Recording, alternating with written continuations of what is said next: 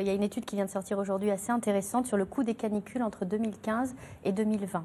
Et cette étude a mis en évidence le fait que ça nous a coûté 22 à 37 milliards d'euros entre les différents modes de calcul. On a des fonds Barnier qui effectivement nous permettent aujourd'hui d'avoir un système qui fonctionne encore. Jusqu'à quelle limite? Si demain on vit ce qu'a vécu l'Allemagne, on sait très bien qu'une inondation de la Seine, c'est 30 milliards d'euros de dommages. Rien que celle de 2016, c'était 1,4 milliard d'euros de dommages sur quelques jours.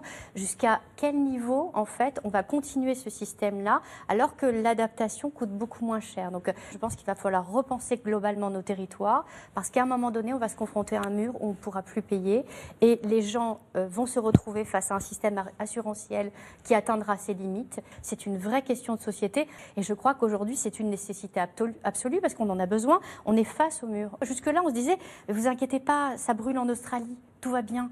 Mais non, mais tout va bien, ce n'est qu'en Californie. Mais la Californie, c'est quoi derrière? C'est notre assiette potentielle, c'est une partie de l'assiette de l'américain qui va venir en confrontation avec notre propre bol alimentaire.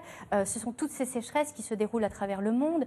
Et donc, en fait, si on ne pense pas global, si on ne réfléchit pas autrement la question, j'entends effectivement parler de cette question du carbone qui est essentielle, mais la question de l'eau, elle est vraiment plus qu'essentielle. C'est une urgence absolue parce qu'on vient de vivre 4 années de sécheresse globale.